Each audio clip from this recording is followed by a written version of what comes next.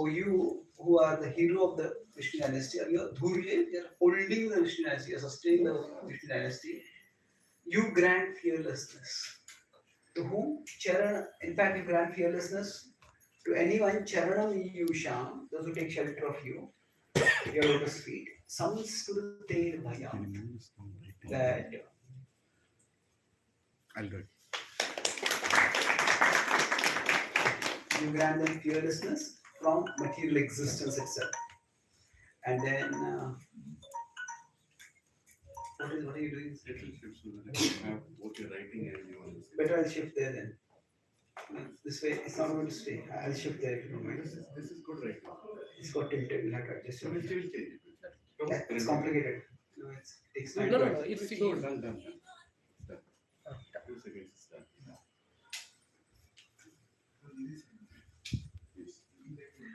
Yes. Yes. Visible for you from there?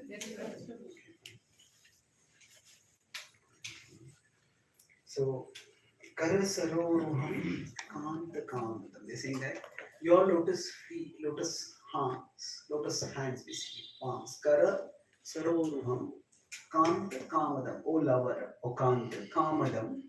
They can fulfill desires, they can pacify desires. So, what do you do with those hands? Shirasidhehinaha. Please place those hands on our head. Shri Karagraham. Those hands are the residents of the goddess of fortune. So, who's going to sing? Is there? Please. विरचिताभयं वृष्णिधूयते विरचिताभयं वृष्णिधूयते चरणमीषां संश्रुतिर्भयात् चरणमीयुषां संश्रुतिर्भयात् विरचिताभयं वृष्णिधूयते विरचिताभयं वृष्णिधूयते चरणमीयुषां संश्रुतिर्भयात् चरणमीयुषां संश्रुतिर्भयात् करसरोरुहं कान्तकामदम् करसरोरुहं कान्तकामदम् शिरसि देहिना श्रीकराग्रहम् शिरसि देहिनः श्रीकराग्रहम् करसरोरुहं कान्तकामदम् करसरोरुहं कान्तकामदम् शिरसि देहिना श्रीकराग्रहम् शिरसि देहिनः श्रीकराग्रहम् विरचिताभयं वृष्णिधूर्यते विरचिताभयं वृष्णिधूयते चरणमीषां संश्रुतिर्भयात् चरणमीयुषां संश्रुतिर्भयात् करसरोरुहं कान्तकामदम् करसरोरुहं कान्तकामदम् शिरसि देहिना श्रीकराग्रहम् शिरसि देहिनः श्रीकराग्रहम्. So, we discussed how the flow of the Gopi Gita is actually, in one sense, it's more pivotal than linear. It means that each verse of the Gopi Gita is centered on one theme. What is that theme? Please return. Yes. So, while that is the underlying call of each of the verses, but the first verse of how can such misfortune, how can it come upon us? We, especially, that is the land of fortune. And then The second was that you are the God of love and we are serving you out of love. So instead of rewarding us, how can you kill us? The third was you are a protector. You have protected us in the past and you protect us in the future. How are you not going to protect us now? And then last is the last fourth was now of course each verse has many points, but I'm just summarizing over here. And the last verse was that you know our distress. You are in our hearts, you know our distress, and you are here to free the world from distress. So then why are you keeping us in distress? Why are you not coming back? So in one sense, it's the same call.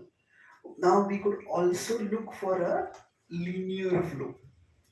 It is there, but the primary point is it's a just like sometimes in a class, the one person asks a question and another person asks a question. So now the two questions need not be related because two people will be asking two different questions. But sometimes one person asks a question. Okay, today the audio is not that clear, is it? It's clear, Swami. Clear? Yes. Okay, sure. Okay, so the second person might pick up a question from the previous question. So like that, each gopi is offering a prayer to Krishna, giving a call to Krishna, and she's also hearing what the previous gopi has said. And from there also, she's expressing her thoughts, picking up her thoughts and expressing her own thoughts. So generally, whenever we are talking, we have our thoughts which we express, but then our thoughts also come from what somebody else is speaking. So from that perspective, we can look at the flow of the verses also. The first verse was about there is, this is the land of fortune.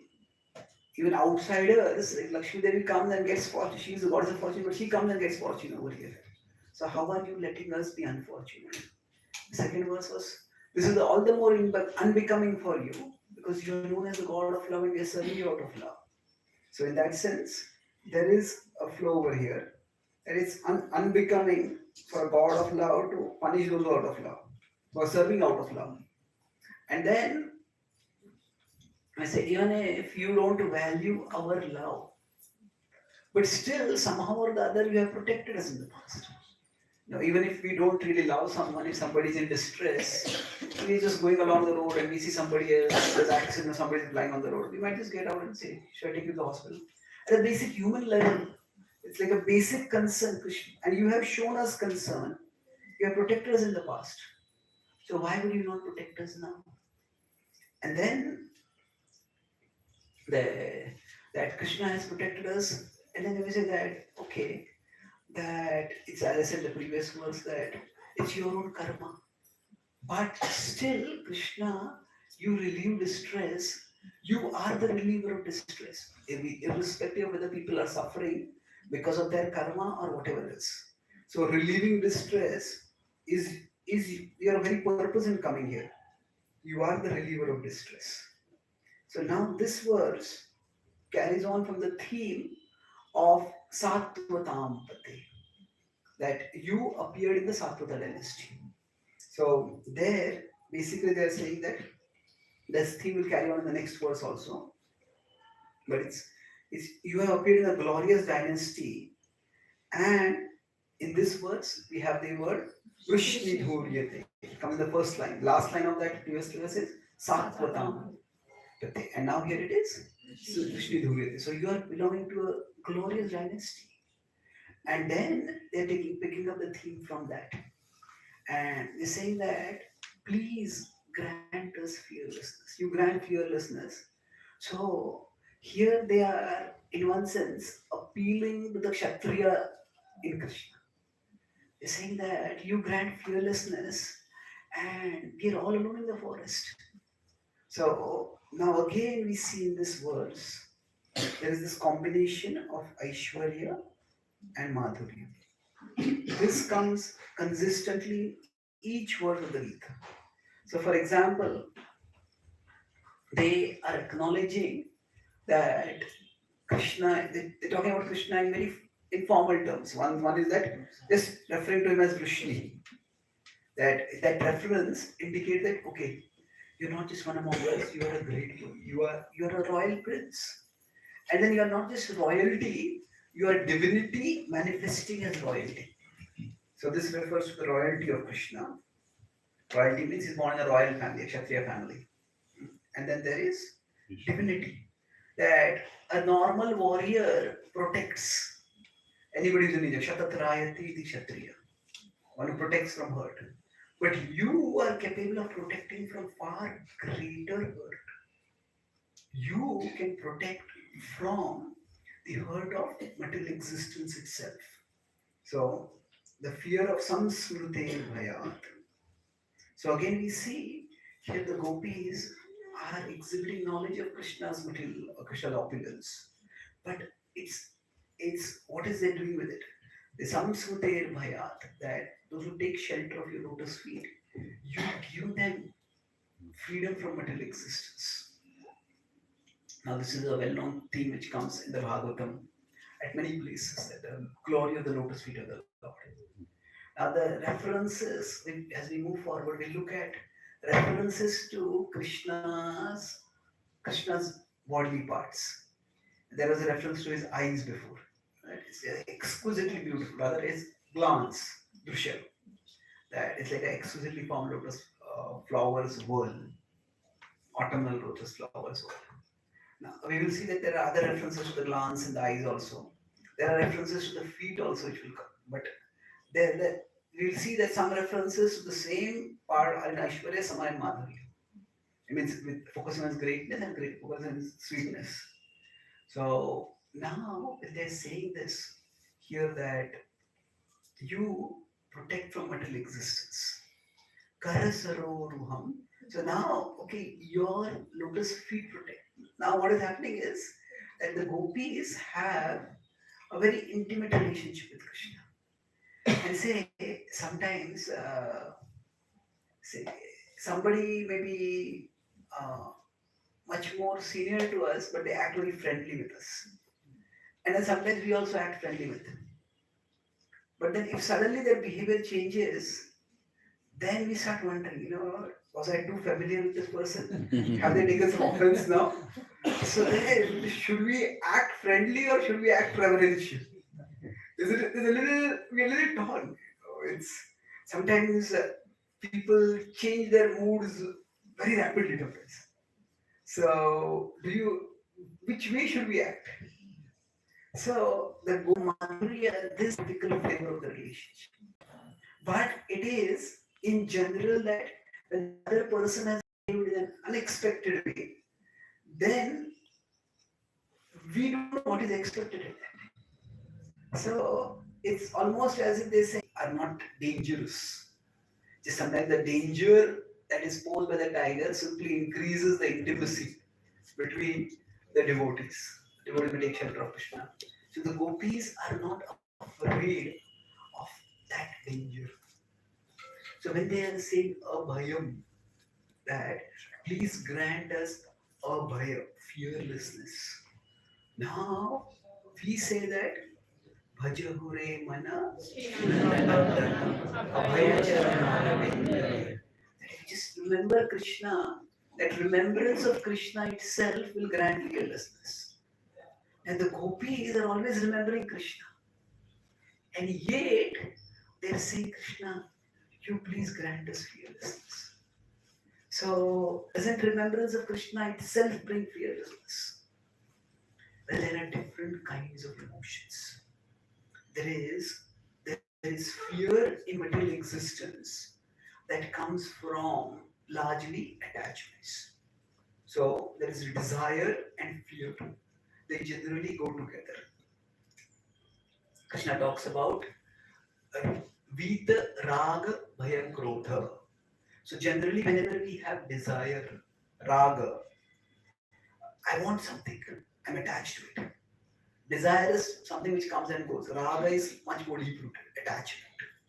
So when we want something, if we don't get it, there is growth.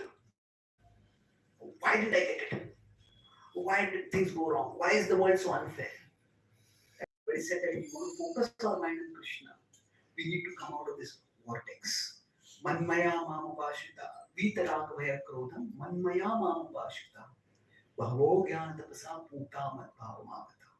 So this is material emotion, where the material emotions of attachment, fear, and anger, they suck us in and they just entrap us.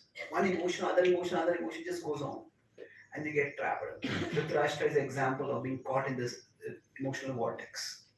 Now the gopis are not caught in any such material emotions. So it said that now in one sense, if we remember Krishna, we come out of this emotional vortex. Other sense is also that to remember Krishna, we have to stay out of this emotional vortex. So if we are caught by remembering, we can come out. However, in fear, in anger, in attachment, we can remember Krishna.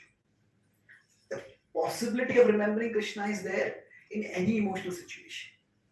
But there is a difference between simply remembering Krishna and Krishna says there, Manmaya Mam Upashrita.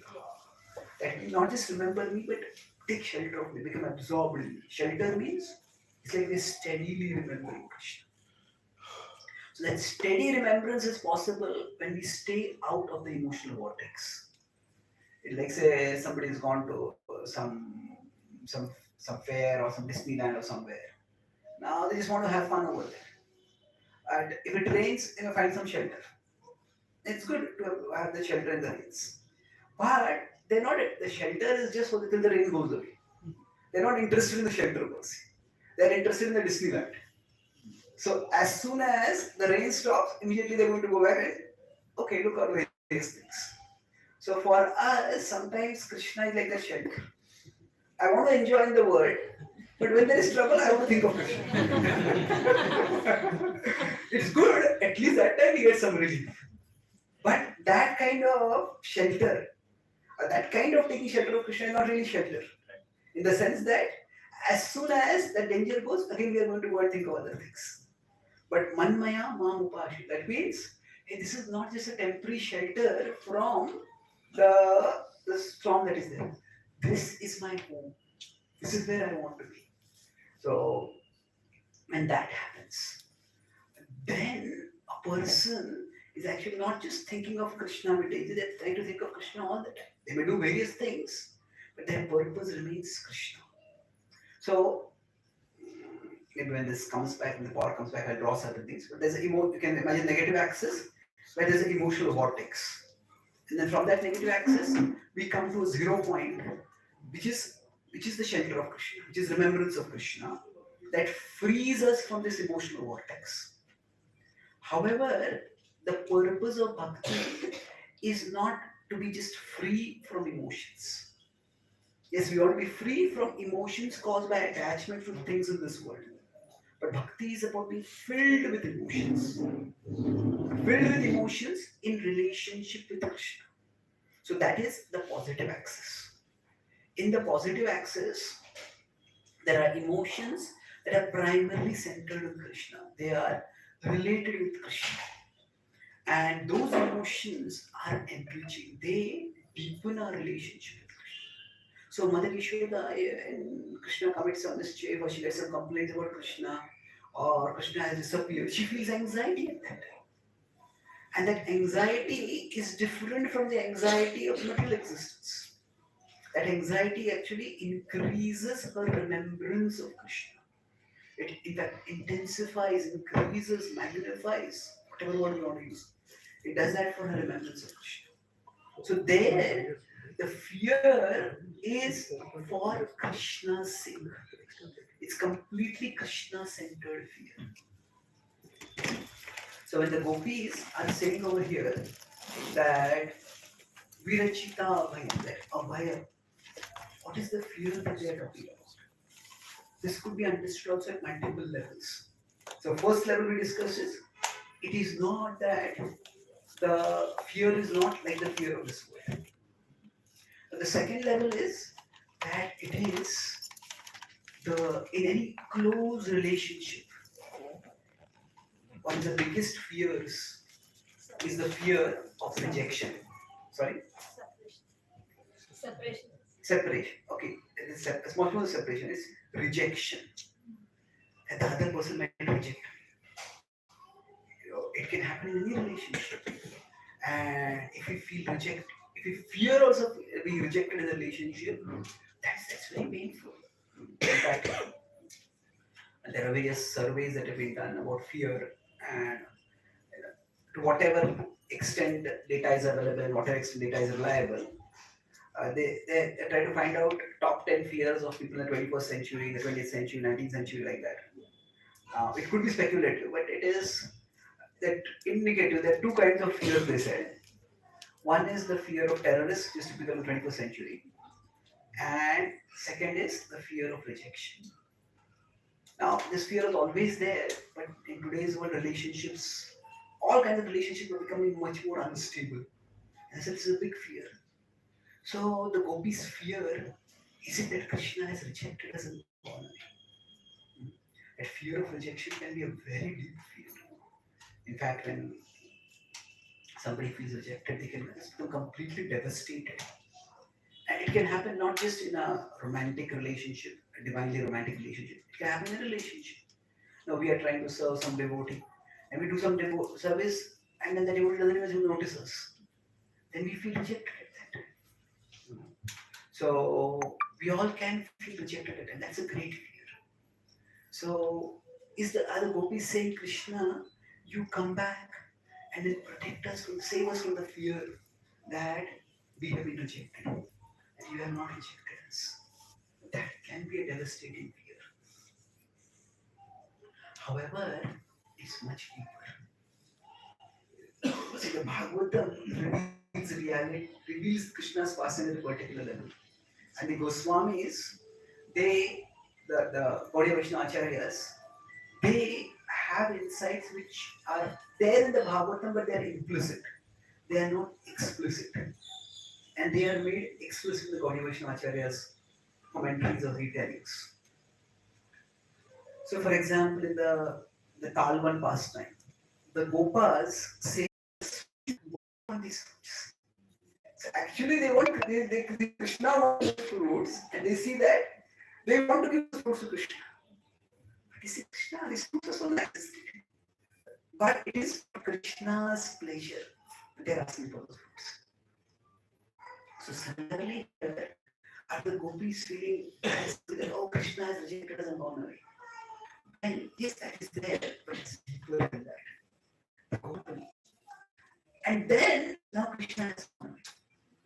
So whatever pleasure Krishna would have got in our company, he would not get if he goes. It's not working.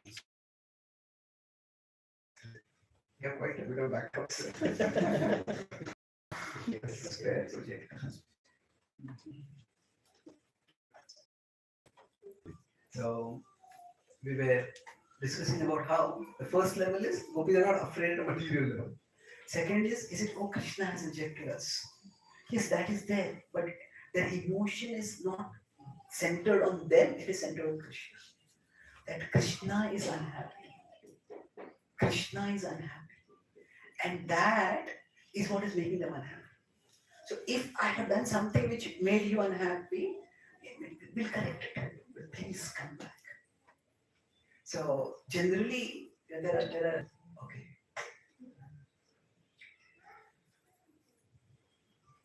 It's great.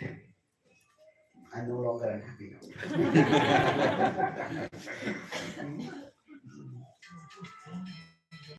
So did you have a backup power supply also?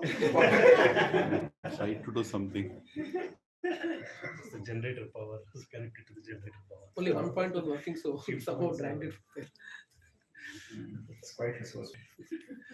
So we talked about there is this vortex of negative emotions, or what is a mundane emotions we can say. So there's attachment, and attachment when it is unfulfilled, what happens? Anger. And when it is fulfilled, fear. Yeah, it's fear. Yes, that is an analysis that is used in that when desire is fulfilled, it leads to greed. That is talked about in 1621 in the Gita. The Trividam Narkasyam, the Kama, Krodha, and Lobha. But that is also true. that when desire is fulfilled, that desire increases. But even if desire doesn't increase, the fear always comes with desire. So, then now, so this is, we could say that remembrance of Krishna. If we remember Krishna from this situation, remember Krishna, that gives us fearlessness. That can also give us, it can free us from mundane desires, it can free us from mundane anger also. But one of the key reasons why people turn to Krishna is in fear. So that is, when we are caught in this emotional vortex, we come out of that by remembrance of Krishna. But then, beyond remembrance of Krishna, is a relationship with Krishna. And when we have a relationship with Krishna, in that relationship, there can be various emotions. This anxiety is disturbing my japa.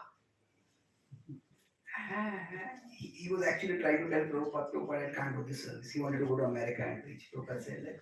He said that to Prabhupada, can I do some other service? Prabhupada said, Prabhupada cut him off before he could say that also. He said, actually it is disturbing my japa also. I really don't want to say. And then Prabhupada said something which was radical. Prabhupada said, more than your japa, your anxiety for serving Krishna will take you back to Krishna.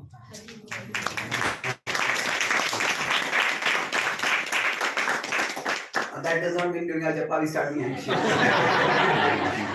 And say this anxiety is for serving Krishna.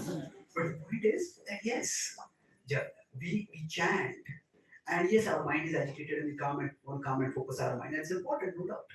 Chanting does calm our mind. But our purpose in bhakti is not just to have a calm mind. Our purpose in bhakti is to have a loving relationship with Krishna, to serve Krishna. And every relationship involves some responsibility. And so, ideally, by our chanting, our mind will become calm, freed from material emotions. But then, as we keep serving Krishna, chanting will also relieve from the Nama, Guna Rupa Leela will also come. And then, as a relationship with Krishna deepens, then there will be spiritual emotions that will come. Now, when we are serving Krishna, we shouldn't presume that, say, if there's a festival and I have to cook for the festival, or we have to organize the festival and Japa getting up to the festival, we should necessarily think that my anxiety is spiritual. We try to keep our anxiety levels manageable so that they don't distract us too much from our Japa. Now, we all want to take up some anxiety for Krishna, but it should be manageable anxiety so that we don't feel overwhelmed. But the point is, in bhakti, we don't just want a peaceful mind. We want a mind that is absorbed in Krishna. And absorbed in Krishna means remembrance of Krishna is an ocean. Bhakti Rasamrit Sindhu. So now a sea or an ocean is not known to be calm. There are waves in it, there are ups and downs in it.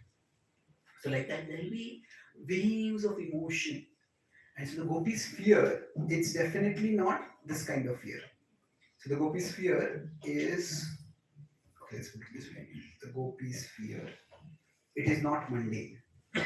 Then is it the fear of rejection? Well, partly they are definitely in that relationship. If somebody has dealt with us in a particular way, if we do something, if we smile at someone, that person doesn't even notice us. We feel bad that they snubbed us, they neglected us. But then our concern also, is this person unhappy? Did I do anything to make them unhappy? So our concern is about our unhappiness, but our concern is also about their unhappiness. So it is also fear of Krishna's displeasure. And especially Krishna's displeasure that might be caused by them. Have they done anything to displease Krishna? So when they are saying, Krishna, please come back, please come and put your hand on our head, they're essentially telling Krishna, when you do that, we know that you're not unhappy. Or you can tell us what we have done to make you unhappy. And then we will fix that. We will we will resolve that issue. So please come back. So please grant us, please return and grant us freedom from the fear, fear that if we have made you unhappy. And if we have made you unhappy, please let us make you happy. So this is that intensely devotional, Krishna-centered mood. Let's recite this verse once again. Then we go to the next one. विरचिताभयं वृष्णिधूर्यते विरचिताभयं वृष्णिधूर्यते चरणमीयुषां संश्रितेर्भयात् चरणमीयुषां संस्कृतेर्भयात्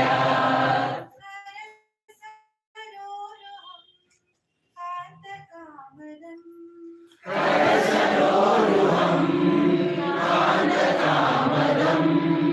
शिरसि देहिना श्रीकरग्रहम् शिरसि देहिना श्रीकराग्रहम्.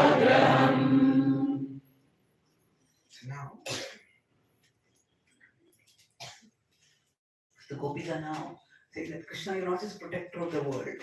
They come to Vrindavan and they come to themselves gradually. It's Braja Janardihan. That you don't just free the world from fear, from distress. That theme was continuing on, but Braja Janardihan. You especially free the Brajavasis from distress whenever they're in distress. And the implication is we are Brajavasis. And Veera Yoshitam. You are the hero who protects women, Yoshitam. So you are a hero, you protect us. And Nijayana Svaya Tvam Sana Smita. That when your loved ones become when your loved ones become proud, your smile is what destroys their pride. We'll see what this means when we come back. But then they say that Bhaja Sakhe Bhava. Therefore, O Sakha. So previous was also just Kant, O lover, O Sakha. This word keeps the intimate address given. Bhavat Kinkara Ismano. So there's now we are your Kinkari. So the same line itself. One side is Sakha and Bhavat Kinkari. Kinkari is servant, maid servant, like Dasikas. So Ashulka Dasika was there. Bhavat Kinkari, your son, your servants. Oh Krishna, we were your servants. Mano Jalaruhananam Charudarshaya. So that your sweet charu is sweetness, Jalaruhananam. So that face, which is Ananam is face, Jalaruhananam. It's like a water lotus. So the gopis we know are sitting on the banks of Yamuna. So they're seeing these beautiful lotuses around them. So earlier it was an autumnal lotus. Now it is a water lotus. Because your face is like a water lotus. The blossom that is so beautiful. Please, Darshaya. Please show us your face. So the idea is Krishna, you protect Brajvasis, you protect us. So if we are proud, if we have become proud, your smile is enough to destroy that pride. So please come and reveal your sweet face to us, and our pride will be destroyed. That's the idea. व्रजजनाटिहन् वीरयोषिताम् व्रजजनातिहं वीरयोषिताम् निजजनस्मया ध्वंसनस्मिता निजजनस्मया ध्वंसनस्मिता व्रजजनाटिहन् वीरयोषिताम् व्रजजनातिहं वीरयोषिताम् निजजनस्मया ध्वंसनस्मिता निजजनस्मया ध्वंसनस्मिता भज सखे भवत् किङ्करी स्मरो जलरुहाननं चारुदर्शनम्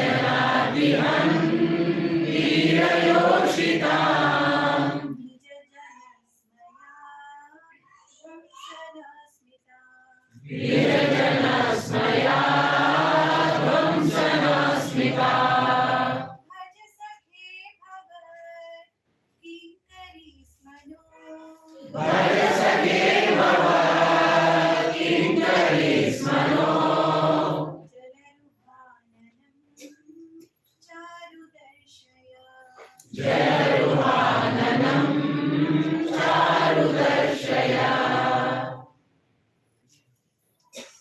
So I focus on this. Nijajana Smaya Dhamsana Smita. So if we first talk at the transcendental level, then we'll come to the practical level. For us, what does it mean? Now, as I mentioned, the actions of the gopis, or in general of Rajavasis, they are understood at various levels, and each level has some lesson to learn. We have some lesson to learn at each level. So at one level, the understanding is, or at the preliminary level, which is what is outlined in the Bhagavatam, is that the gopis became proud. And they started thinking that actually Krishna is with us. You know, Krishna has left everyone. Krishna has called us. And Krishna is with us. So they became proud of that. And thus, when Krishna saw that they had become proud, Krishna left them. So now, this is valuable. At this level also is valuable to understand that no matter who we are and how close we are to Krishna, if we become proud, Krishna will be displeased with us. So the idea is that pride takes us on a ride away from Krishna. And it just puts us on a ride. So it's like, I don't even want, like somebody unwanted guest is there. While they're talking, we just put them in the car and the car starts driving. And then before they understand, they're gone. So like that, pride puts us on a ride. It just pushes us away from Krishna. We may not even realize it. So that is a valid lesson. However, the question may ask, how can devotees as exalted as the gopis become proud? That is true. That the gopis are the topmost devotees. Then how can they be proud? So actually, they were proud, not that, oh, we are so beautiful that Krishna wants us. That could be one kind of pride. That I am so beautiful, I am so special, that even Krishna needs me. So that was is one kind of pride. Now, so that means, see, every emotion, if we go deep into it, it can be at multiple levels. That Krishna needs me, I am so special. That if I don't do this service, nobody else is there to do this. Now that's not that's, if somehow that makes us do the service, that's also good. I am special. So, well, are we special? Yes, at one level, every one of us is unique. In that sense, every one of us is special. But our sense of being special, if it makes us proud, then that takes us away from Krishna. Now there could be also pride, not just that I am special, but that I am needed by Krishna. So it is, to be special is there, but I am needed by Krishna. Now, so for example, I am so special that you want to call me. That's one level of pride. And that's I-centered. It's that, but the other is more the need of Krishna-centered. And this in one sense is higher because we are at least concerned about the need of Krishna. So if we know that there's a particular service that only we can do, nobody else can do. Say we have kirtan and only say there's some harmonium to be played, only we can play the harmonium.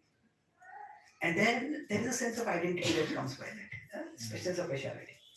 Now it could be again I-centered, oh I am so special, or the kirtan should be nice and therefore somebody should play the harmonium, I am there. It could be Krishna centered, relatively speaking. Still, it is what? It is still that there's some sense of highness is there. Okay, this is still a higher level. It's not that it's bad in any way. It's better that we feel needed by Krishna and then it become that makes us committed to our service to Krishna. That is good. But even there, Krishna is Atma Ram. Krishna is self-satisfied. Krishna does not need anyone at all. So when Krishna is with the gopis, he's called the gopis have come, and then Krishna just disappears. So we will later on talk about how the interaction between Krishna and gopis is completely transcendental. It is not, although it seems similar to a male-female relationship in this way, it's different.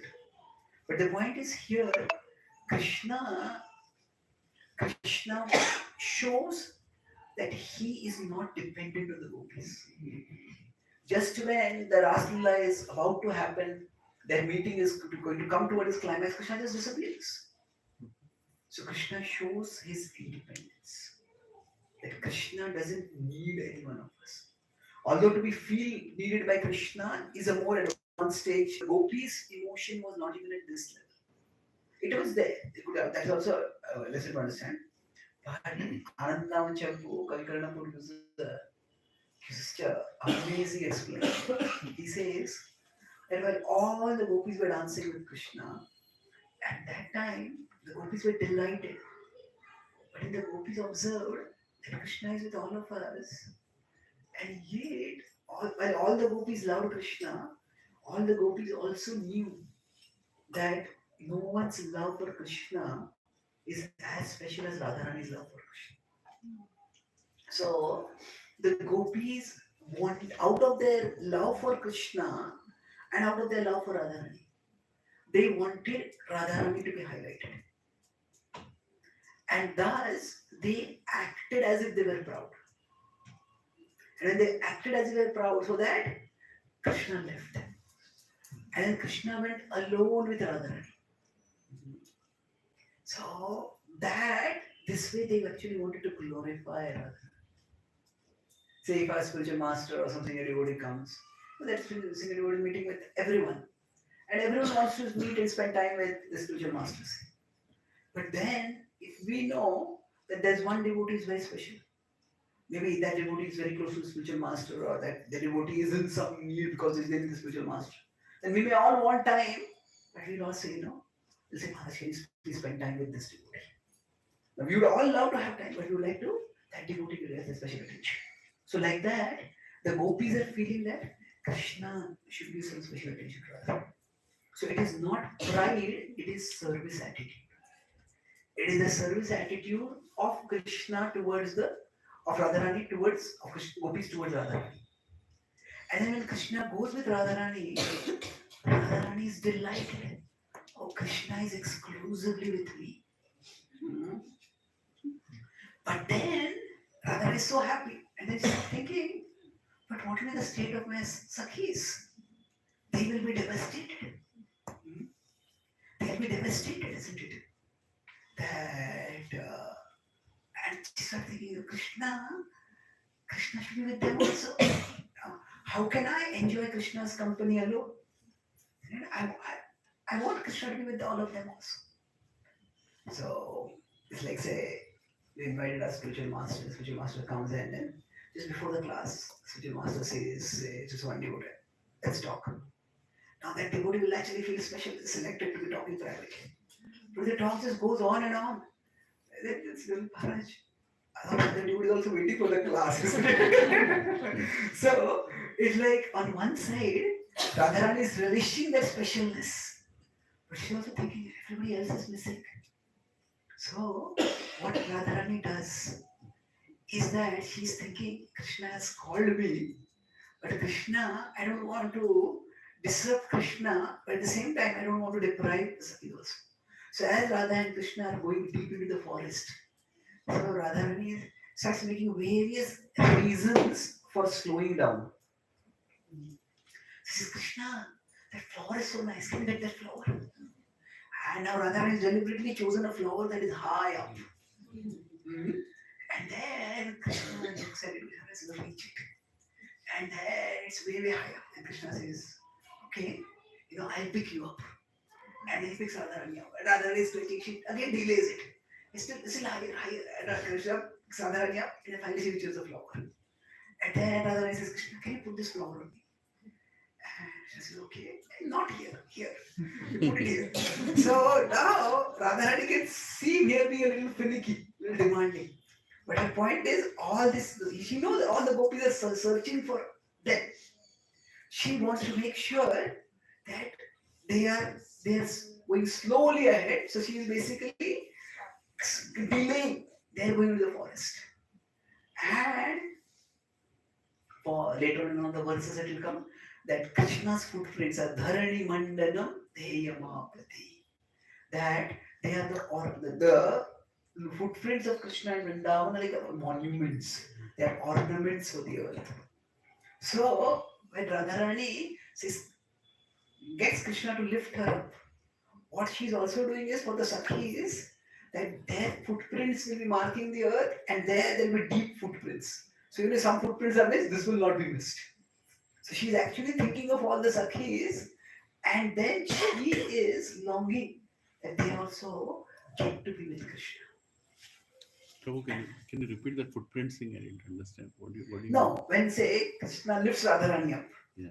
because of the double weight, the footprint will become deeper. Oh. And even if other footprints, they are not so visible, this deeper footprint will be visible. So in this way, Radharani, when she is at one level seemingly demanding, Krishna, do this for me, do this for me. Krishna, the sky is so beautiful, let us watch it for some time. And like that it keeps going on. And still Krishna is pushing her. And Radharani wondering, where are the gopis, why are they not coming? And finally, Radharani says, Krishna, I'm feeling very tired. I cannot go any further. And at that time, Krishna has had enough. Now, we talk about Krishna's mood also a little later. And Radharani is looking around in the forest and she's thinking, where can we sit?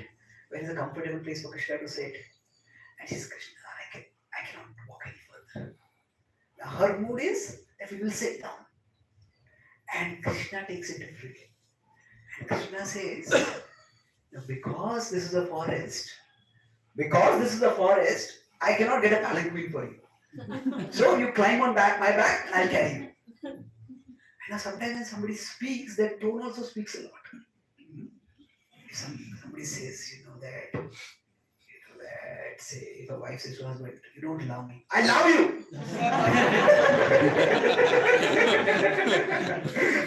Now, the tone is completely opposite to the words, isn't it? So Radharani notices, Krishna is crying. And she turns around and allows. So Krishna says, you climb on my back, I'll carry you. And she turns around and Krishna has disappeared.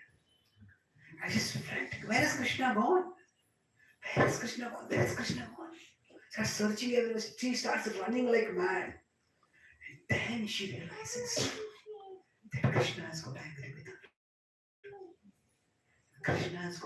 with her. And Krishna has disappeared. And she feels such pain. Krishna has got angry, Krishna has disappeared. That she just faints over there. In fact, Karnapur says that actually the pain of separation from Krishna, the pain that she displeased Krishna, the pain that Krishna has rejected and gone away, that is so great that Radharani couldn't have survived that pain. And that is why, to save her from that pain, Yogamaya arranges, so use everything in the spiritual world is personified. So it's Nidra Devi. Nidra Devi is the goddess of sleep. She's very merciful to devotees. Especially when they're doing japa.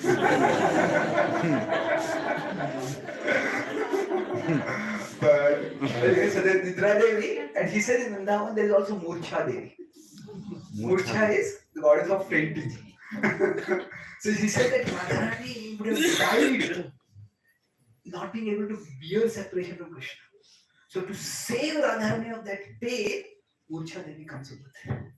And she makes Radharani fall unconscious. She just falls straight on the ground. She's swooned completely. And it is later the gopis find her in that condition. We'll come back to this past time later. And in one of the later verses, we will talk about divine madness. But the point is that the gopis were not proud. Hmm? The gopis were actually concerned. The gopis were concerned. The gopis in general were concerned for Radharani, and Radharani was concerned for gopis. But that was mistaken to be pride. Now that is the question: can Krishna commit mistakes? We'll discuss that also. There is Krishna's actions also have multiple levels of understanding. So Krishna didn't go away from the gopis simply because he thought that they had become proud. There's another reason. In fact, when Krishna comes back afterwards, Krishna doesn't mention anything about pride at all. But this is a logical inference, isn't it? That the gopis thought that Krishna is thinking that he had become proud. So they are saying, Krishna, if there is any pride at all within us, that the pride is of our beauty. That is the pride that we have. When we see your beauty, when we see your beautiful face, when we see your smile, that is so much more attractive. Kandharpa Koti Kamaniya Vishesha Shobha. So that pride, that beauty is so great that just seeing your face, seeing your smile, our pride will be destroyed. So Krishna, please come back. Ija Jana Smaya Vamsana Smita. Please destroy, if at all there is pride within us, destroy it by coming back. So that is the mood of the gopis. They say, if we are proud, please come back. And we know that you don't like pride, but your coming back is what will destroy us. So please come back. The same way for all of us. Sometimes when we are trying to do some service, we may be afraid that if I do this service, I'll become proud.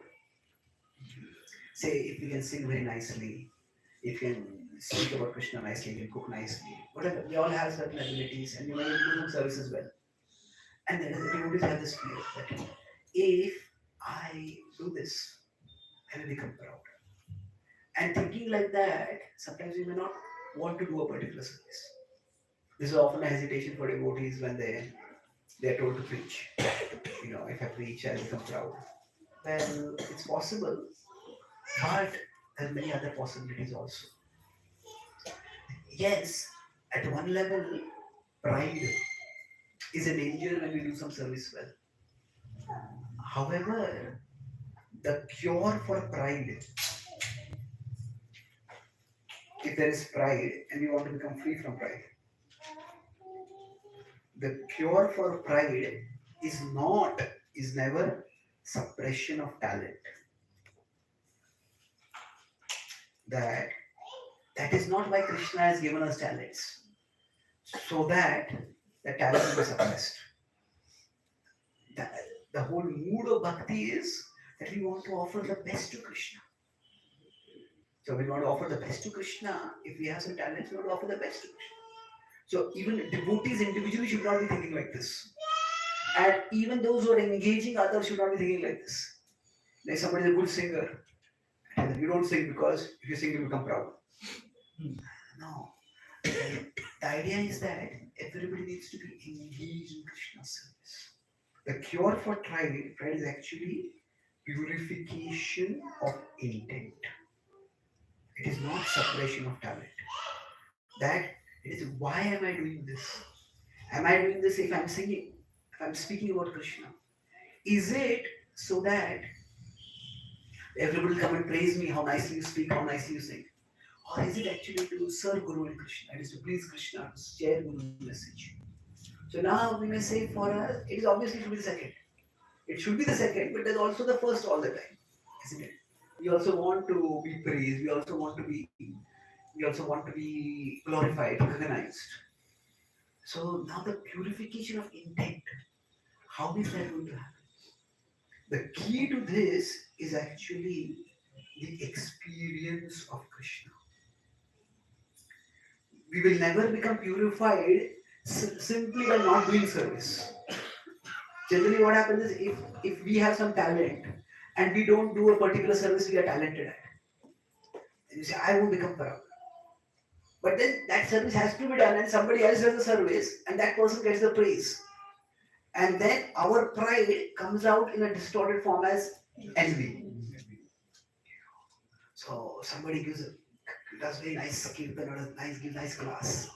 I say, oh, such a nice kirtan this person does. And have you seen how much prasad they take?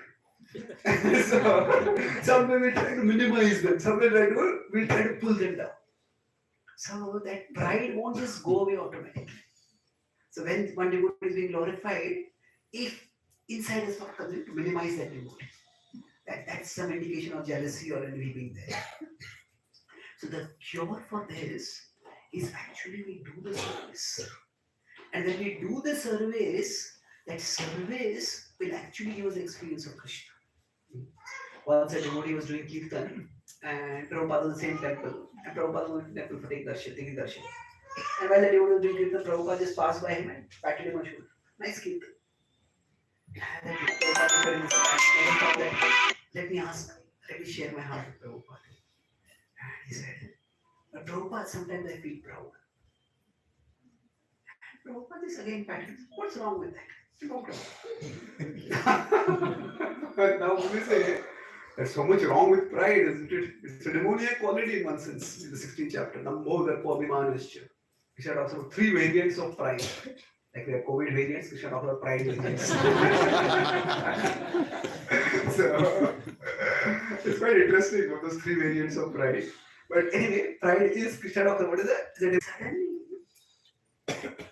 somehow, Krishna's verse, it struck me that actually, when I was giving the class, and before that, when I was preparing the class, actually, I was happy. I was absorbed in Krishna. It was only after the class, when I was looking for appreciation, that I was unhappy. And then I started thinking back about the times when people had appreciated me. See, the nature of praise is that no matter how much you get, you always want more. Isn't it? So, isn't it, if somebody praises me, well, that's nice. But at one level, how much is satisfaction in that? Maybe for a few minutes. Maybe somebody praises me in a very articulate way, I might remember that sentence. And that might stay for a longer time. But actually, the joy in remembering Krishna is actually greater than the joy of being praised for serving Krishna. And now I'll talk about praise at 2 different levels and I'll conclude this. So for all of us, somebody does kirtans. And then people come, oh, nice kirtan. That's wonderful that the people are appreciating. But over a period of time, you'll see that if while doing kirtan, I'm thinking how many people are going to appreciate me, then I'm not going to take the sweetness of kirtan. But if I'm simply singing to please Krishna, or singing just because that's my service to Krishna, then that itself will give us greater satisfaction. But the key point I'm going to make over here is that realization will not come if we don't do the service. So if I become proud if I give classes, so I not give classes, then I would never have got the realization that actually in preparing about Krishna, preparing to speak about Krishna and speaking about Krishna, that immersion in Krishna that is there, that gives so much satisfaction. So when we are cooking for Krishna, naturally we want to be appreciated, we cook nicely.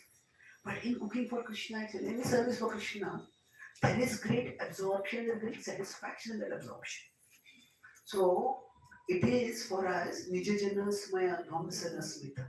What that means is if we are doing some service, and if in that service itself we are getting some absorption, that itself is an indication that Krishna is pleased with us. There's so many activities we do and we don't get absorption in those. But if you're doing some service absorbed, that indicate that Krishna is pleased with us. That we do not see Krishna smiling at us, but Krishna is smiling at us. And that smile of Krishna, which is experienced as the satisfaction of the heart, that is the cure for pride. The cure, pride will not be cured by artificial humility where we suppress our talent. Pride comes by experiencing Krishna, and service is the primary way to experience Krishna. So now, of course, when you talk about appreciation, there are two different words. There is appreciation of glorification, and then there is praise, whatever word you want to use it in. So in general, when we do service, we expect appreciation, and that need not be an expression of the ego. It could be just the need of the human heart. If I have done something, have I done it well or not? So it could be our ego craving. I want to be recognized as special. But it could be I just want to be recognized. I have done something. And sometimes whenever the service is done well, we can see appreciation also as instruction, indirect instruction. That means that if somebody appreciates us for a particular service, that means we have some ability, we have some inclination for that service, and we can do that service more. So that can also be taken in the mode of humility. So it's not that giving appreciation is feeding the ego of the person. If you start thinking like that, I'll conclude. I was in my temple, and there, all the devotees is an outside India. The devotees they're all very afraid of the leader over there. So the leader gets angry with us and publicly chastises us. And no matter what service we do, never praises us. And now when I talk with the leader, they seem to be very friendly person. So very polite, very friendly, very respectful. Now, of course, there are some people who are very respectful to their seniors, and as respectful they are to the seniors, they are disrespectful to their juniors. So that is, their humility before their seniors is their password to their power over their juniors. That is a very unhealthy attitude. I appear submissive to my seniors, but then say, "Oh, you're so nice devotee," and then they empower you, and then they lord that power over us. That's an unpleasant situation to be in. But I didn't feel he was like that. So then I talked to the devotee. He just started preaching recently, and he was building a nice picture. So I asked him, "This is what I heard from the community." So he said that, yes, what can I do? I don't like doing it, but that is my service to the community. I said, what do you mean? How can criticizing people publicly and never appreciating them is service? He said, otherwise, how will they become humble?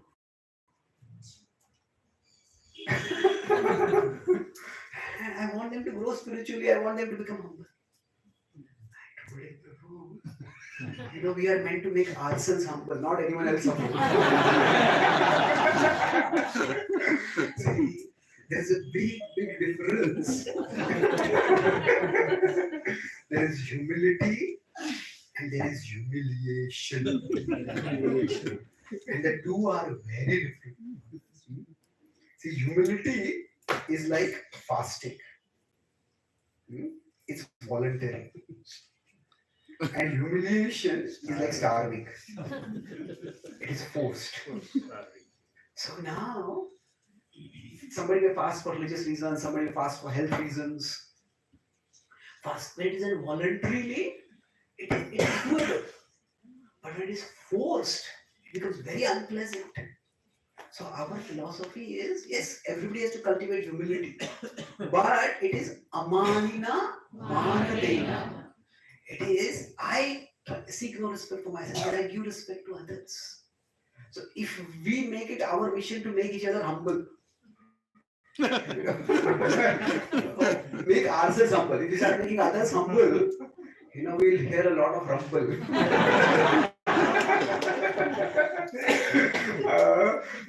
It will become very unpleasant community. So our purpose should always be to encourage others, appreciate others, glorify others. And the training should be that when somebody is glorified, they should be humble. It's all Krishna's mercy, it's all Guru's mercy. This Krishna has given me some abilities. They should be directing it to Krishna. If somebody gives us wonderful kirtan, That time we say, we go after the Kirtan, say, Krishna is the ability in people. Now, that means you are not the doer, Krishna is the doer. No, that is not for us to tell them. That can be taught in philosophy, in the classes, and that's for them to realize.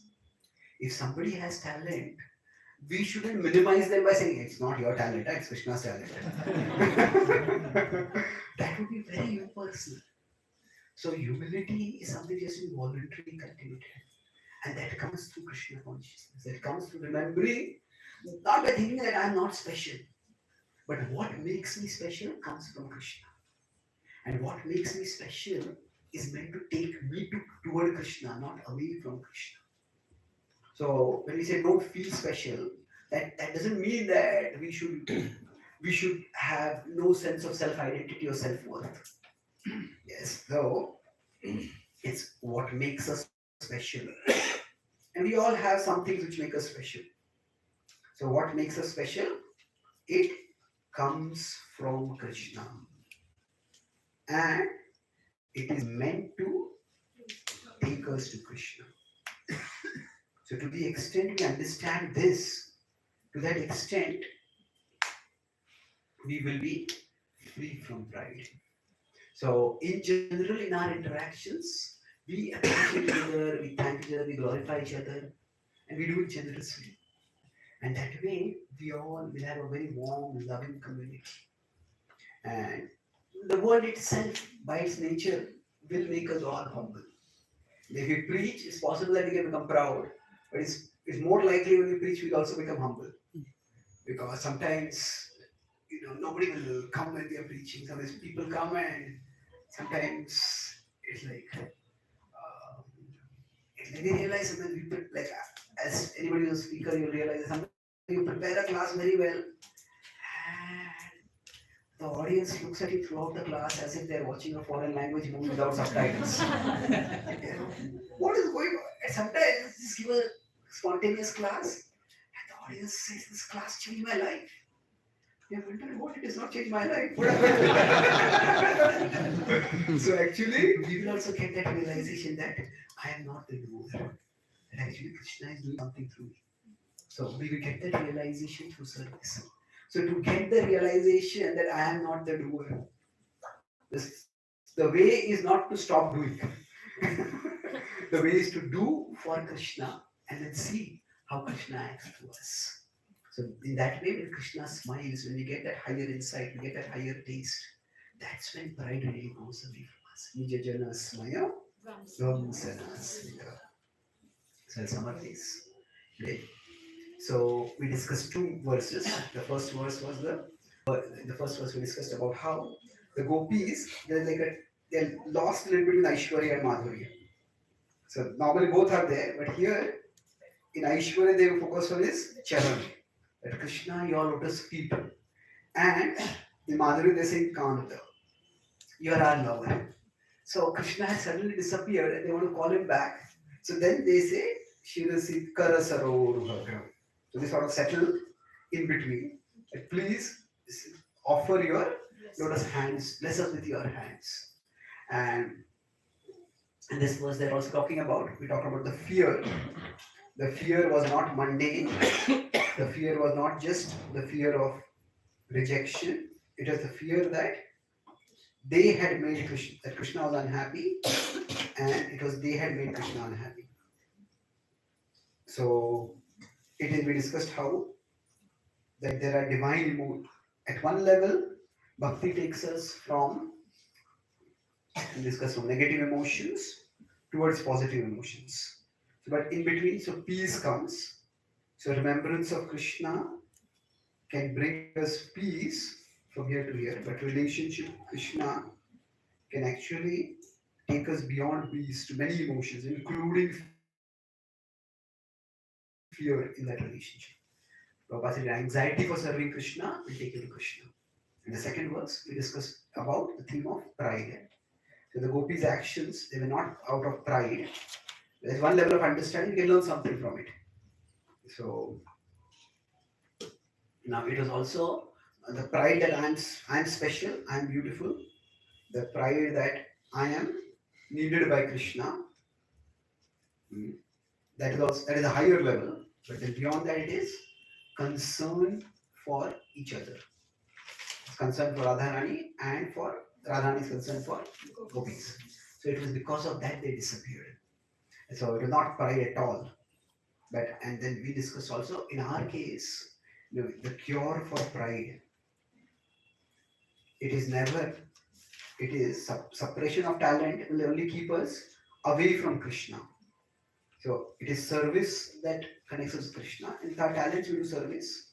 So this is not the way. It is purification of intent, and the purification of intent, it comes through service and experience of Krishna, by which when we experience Krishna, then what happens is we realize that the mundane result of the service, like being praised, is actually such a little pleasure as compared to the absorption in Krishna. So when we get absorption, it is almost as if Krishna is smiling at us. So, and in this connection, one last point I discussed is about the difference between humility and humiliation. So for us, we should be trying to cultivate humility ourselves, not trying to force humility on others. So we appreciate others, and they, by their training, they will see Krishna in their abilities, and they will use their abilities to go toward Krishna. Thank you very much. Hare Krishna. Hare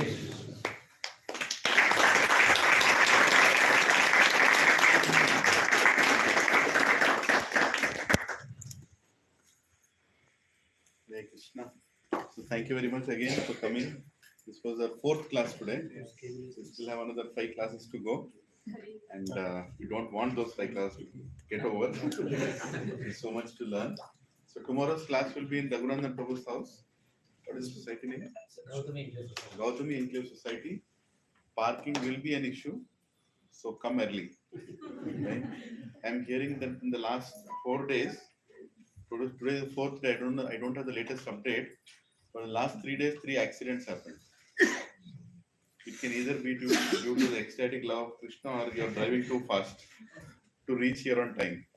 Maybe, So start early from home so that you can reach in a relaxed way wherever the class is. I know we all want to reach on time, and parking will be a little issue. If you come a little early, you can park, right? And just make sure that you're not blocking the road anywhere while you come inside.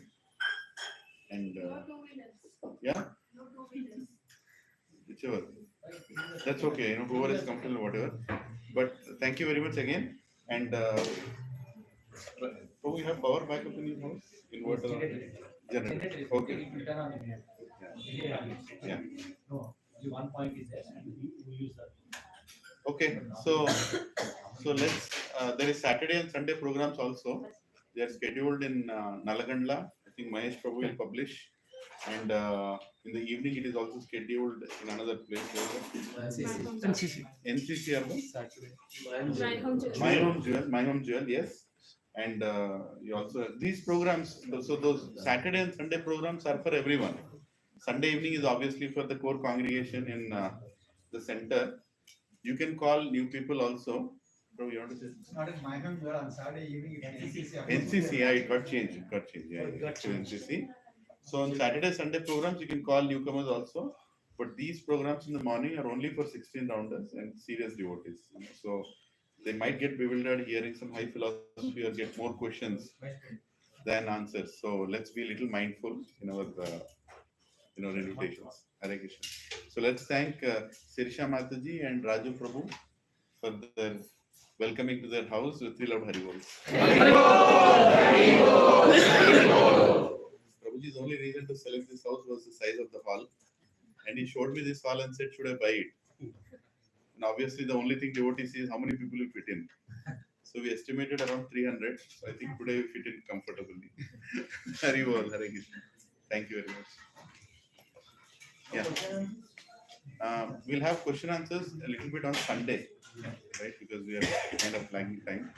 Everybody is getting late. Prabhuji also is just saying that we should try to start and finish on time. Prabhuji has other classes also after this. So thank you. Jai.